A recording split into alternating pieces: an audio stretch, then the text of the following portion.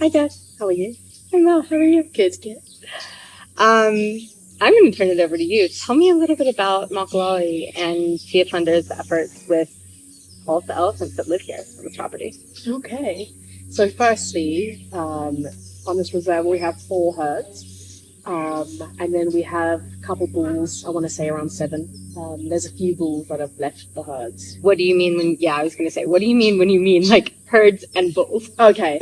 So the herds will consist of the matriarch and the other females in the herd, sisters, the aunts, and then the calves. And then the bulls, at a certain age, they'll be pushed out of the herd. Around what age, do you know? I think it's normally, don't quote me, I'm not. but I think it's normally about like 12, 15. Okay. So quite older, but it's more when they come into their, their testosterone levels are getting higher. Got it. They're busy pestering their sisters. They're causing a lot of nuisance like little boys do. Yeah. I wish you could do this to humans. Right? Yeah, that's what I say. Like, can't wait. I would love that. Just live in a matriarchal Yeah, we have to live with these boys that are too much testosterone. But the bulls get kicked out of their herds, and so we have 4 different herds here at Makalali, and how many bulls? Around about 7. There's a few of them that have recently left the herd or been kicked out. So what they'll do is they'll join the older bulls, and those older bulls will kind of help them control that aggression, which is really fascinating. And then sometimes you can find them on their own. Tell me a little bit about bulls and must and what that looks like when they're cycling in and out of these herds. So what's quite awesome is getting to experience each individual's, I don't want to say personality, but personality on must, or in must. So we have Charles, he's our dominant bull. Not very pleasant, not pleasant to be around. He is aggressive, he's feisty, he's sassy. He's the one bull that I'm actually like, oh, stay away from you. Just because he really gives off that he is this dominant male. Like, he gives off the pure or the prime example of, like, toxic masculinity. Yes. Didn't want to say it, but she said it. I went there. I did. But then the other bulls, they'll go into the must cycle, but they'll still be so tolerable of people, of the cars. They can be a little bit more uncomfortable, but they're still pleasant. Yeah. Yeah. How many other bulls are there? So that's Charles. So we have any other personalities? Bombix is. He's still under Charles. He's still under there. Okay. But when he goes into must, he's still pleasant to be around. I've been around him a few times. Once again, they're a little bit agitated. They're uncomfortable, but they're still. I wouldn't go out of my way to avoid them, like I would with Charles. Sure. But then, just even not in must, their personalities. Like we have one elephant semicircle, cheeky little guy, loves drinking out of sewers. Which is weird. I don't know who taught him that or where he learned that. But he's also a little sassy. Like, he gives you a little cheeky little guy. And then we have a few little timid ones. Like, the moment you raise their voice, they're like, "Oh, yes, ma'am." Yeah. So, but then we have our herds. All very nice elephants. Sometimes you go to places where the elephants are a lot more aggressive. I think it also goes to the way how guides treat elephants. Sure. How close they're going to push their calf through that fighting or that encounter. Where I think the guides here are quite respectable, that, we're in their area. Yeah. So it gives us, a nice time being around them. But we have... I think that's the biggest thing that I've experienced in even just my early period of time here at Shiafunda is how much we're reminded that we are living in their home. Yeah. As a species. Yeah. We're brought down to the reminder that humans are not dominant. In fact, we are just another being here on this earth. Yeah. Amidst their homes. Yeah. No, it's been quite awesome also going into trail sliding, walk in the bush. Just kind of you need to humble yourself really so much, because if you're going to go in there with a cocky attitude being, oh, I'm going to run the show, it's not going to end well. Not at all. No. And a little bit on that, just to explain what you were just talking about, trails guiding, there are two different types of ways that we can go on safari, ways that we can experience these animals. One is by car, which gives an added tool in the scenarios where you need to, and you can interact in a different way. You can get a bit closer while still maintaining a respectful distance. And the other is what you mentioned, which is trails guiding, being on foot, being literally there with that species. It's a crazy experience, and I've really, like, over the past absolutely grown to love it. It's a kind of experience I couldn't. It's so difficult to explain, because you really, you really have to, once again, humble yourself, and then also take advantage of not just your eyesight, all your senses, which a lot of times nowadays, people don't do that anymore. Because when you're walking now, with summer, you can see bushes thick. Sight's not going to get you very far. So being able to listen out for those little noises, smell, it's awesome. Walk me through the couple of different things when you're doing trail guiding. You're so fully immersed in your surroundings. Yeah. The very first thing I noticed when we went out was you are walking, looking at tracks. You are literally reaching down, touching dung to figure out how recent that dung has dropped. Yeah. Smells, sounds of certain birds that actually correlate to the presence of a larger species being there. Yeah. Walk me through the handful of things that's like trail guiding 101. When you're taking somebody out on a trail, what are you looking for? So in terms of like tracking an animal, so I think tracks is a very good way to start off. Also, so you can know what animal you're following. If you're following a track of big elephant tracks, and you can see there's can I say like elephant woolly musk, whatever. Yeah, absolutely. If you can see that there's signs of a bull in musk, which means there will be little dribbles on the ground. You've got to ask yourself, is it worth following? Because it could potentially be a very dangerous situation. If you following a path where, you trailing black rhinos, you got to weigh out, is it worth it? Because, in the end of the day, you got 8 people behind you, and, you don't want to be dabbling with their lives. Yes. Because that's something you're responsible for. But then also, you listening to the sounds of an elephant poo dropping to the ground, which is crazy. Like, it's crazy that you can teach yourself to understand your surroundings in that way. Yeah. And then, of course, some birds are associated with some animals. Oxpeckers tend to be found on larger mammals. And what is an oxpecker? A little bird. Okay. So why do they stay on the larger animal? So what they do is they'll pick the ticks off the animals, and they'll feed on the blood. But you can also find them on impalas, zebras. But when we're walking, we listen out for that noise. Won't always mean that there's a herd of buffalo right there, but it could make us just slow down a bit and assess. Okay, there could potentially be something. Let's assess the situation and see what we get. And then with the poo touching, so that was the other day. There wasn't very clear tracks because it was raining so much. But when I saw that dung, it was quite still in its shape, and there was no dried grass around it. But it also could just be because it was raining. But when I brought my hand closer to it and I felt it, it was still quite hot. So that would have indicated that that bull was somewhere around, lurking in the bush. Keeping an eye out. It was you, Charles. Got my eyes on you, man. You and Charles's relationship right now is strong. A bone to pick with him. Let's go back to the different herds. There are 4 different herds here on Makalali. Yeah. Can you name them? Can you tell us about them? So we have U-Boat's herd. She's our largest herd. Then we have Friendly, Waves, and then we come to Tiny's herd.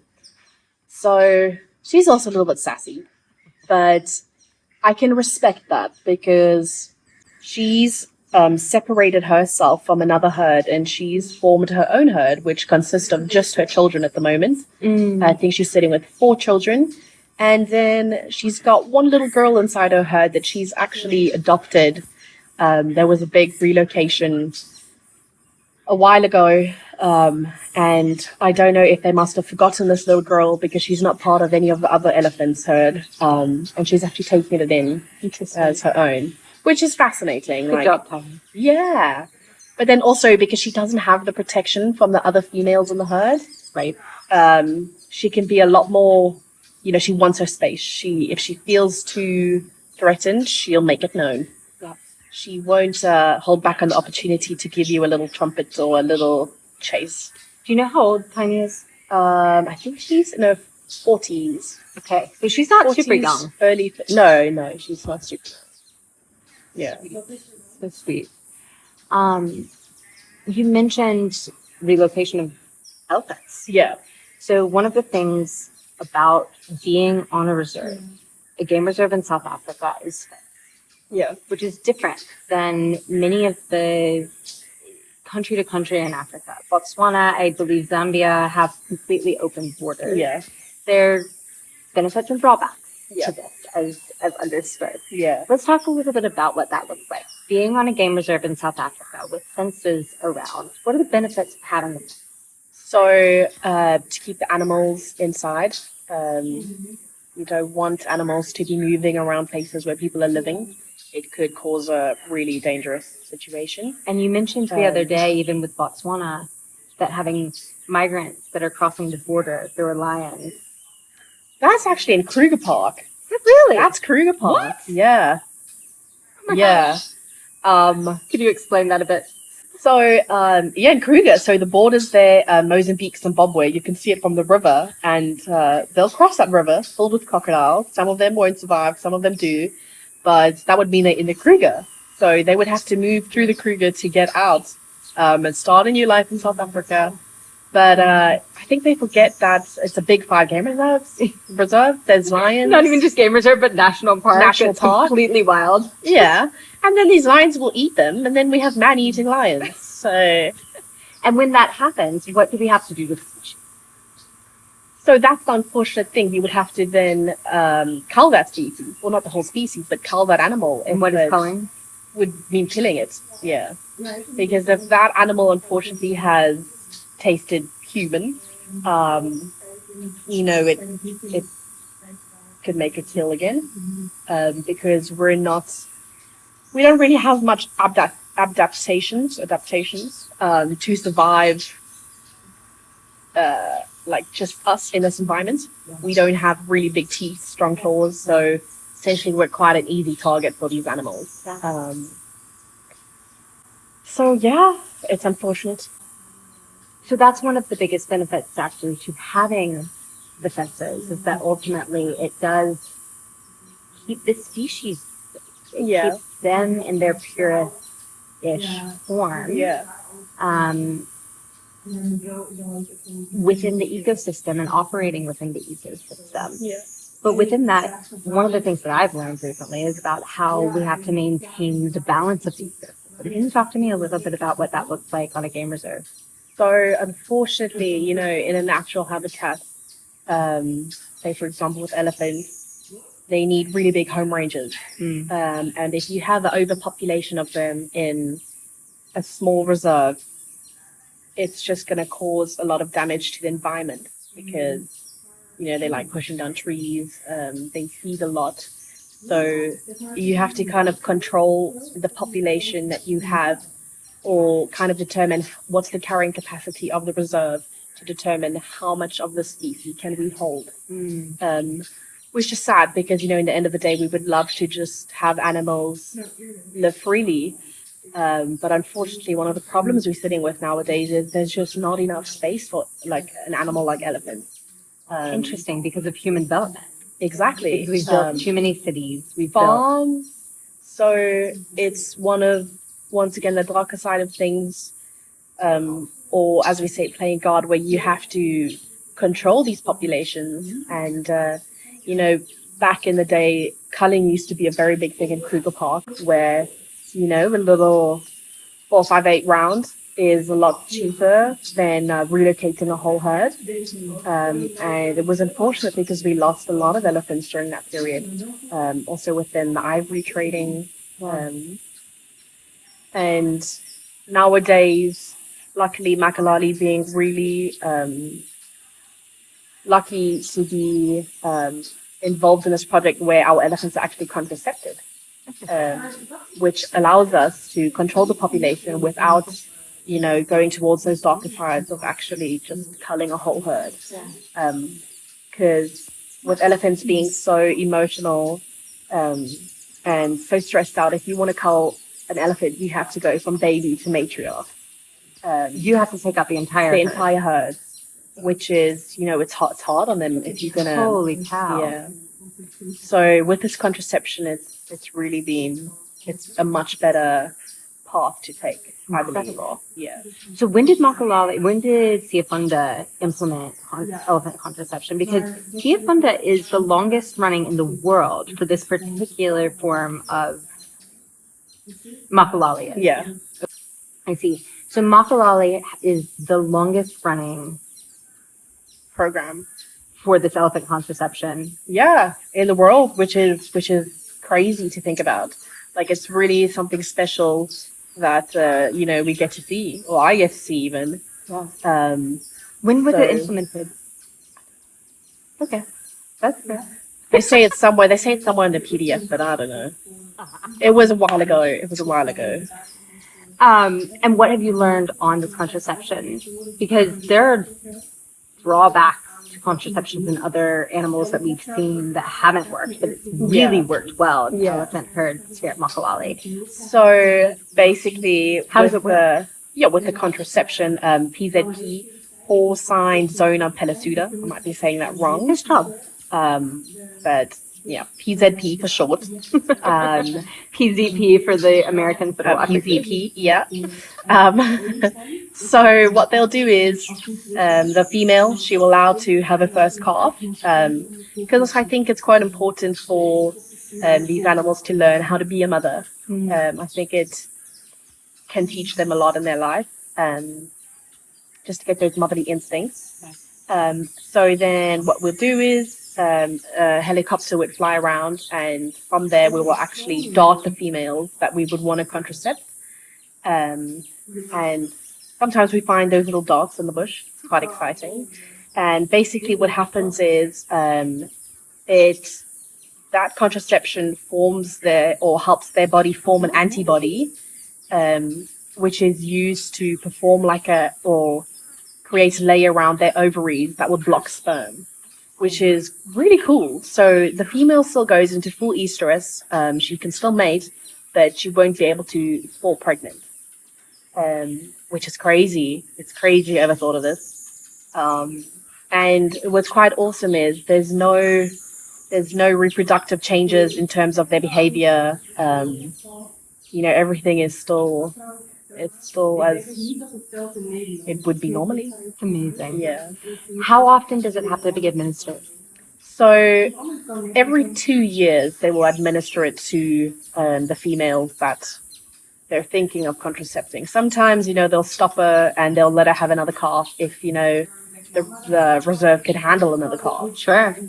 Within the ecological planning that goes into it on Makalali. And then there's some females also that aren't contracepted at all, that can still, either, they're too young, but some of them also can still have their calves. Why doesn't everyone do this?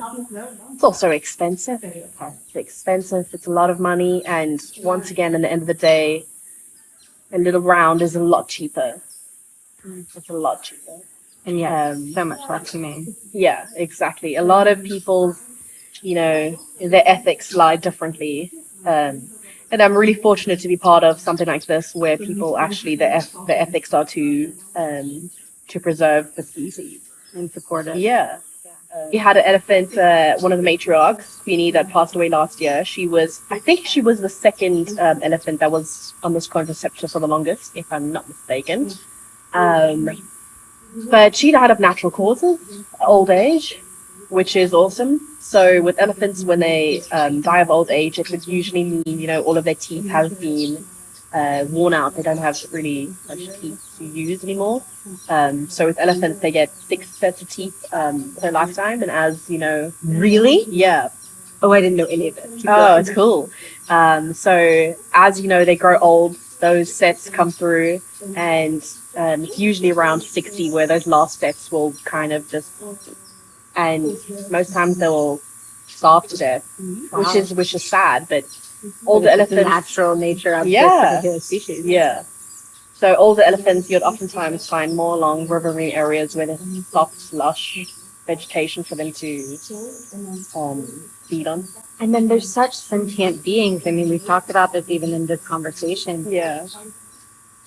What does the herd do for mourning? Like, what does it look like when the matriarch passes? That's quite awesome. How we knew she passed away is we actually found one of the herds carrying her foot. What? Yeah. Seriously? Yeah, which is incredible. So we have it in the lounge. It's amazing. So because they're so emotional and so sentimental over these things, you get these things that they called graveyards, where an elephant has passed away in that herd. Sometimes they'll go back and visit or just pay their respects to that elephant. But oftentimes also you can find them carrying around body parts of that individual. And her herd was busy carrying this foot of hers, which it's beautiful. It's incredible. Yeah. And then you were saying elephant graveyards. I mean, do they find their way? Because they are such familial herds of multi-generational women. Yeah. Yeah. Do they wind up going to, and their territorial, like, do they wind up going to similar places to die that previous generations had gone to, or not necessarily? So, a lot of times, if they do die, they, it could just be sometimes what we think maybe with Queenie, she was old. She might have slipped in a drainage line and not been able to get up. Sure. So that won't be like, they wouldn't be able to find their way back to place of origin. Yeah. But I think I have read about this. You do get places where there is, they'll be in that same area, which is awesome. Incredible. Yeah. Talk to me a little bit about the way that they communicate with one another, because elephants are such a complex communication species. So they have so many different ways of communication, where it be from the deep rumbling sounds from their belly, which is awesome experience, from just a simple little ear flap to show that their mood has switched. They're a little bit more flustered, either from the heat or, they're getting a little bit uncomfortable, or the simple motion of rocking the foot back and forth. A trumpet could just mean like, oh, I'm annoyed. But there's not endless, but there's tons of different small little things that you can read up about. The simple way of putting a trunk up like this, it's crazy how much different ways they communicate with each other. And then Claire was telling me last night around the campfire that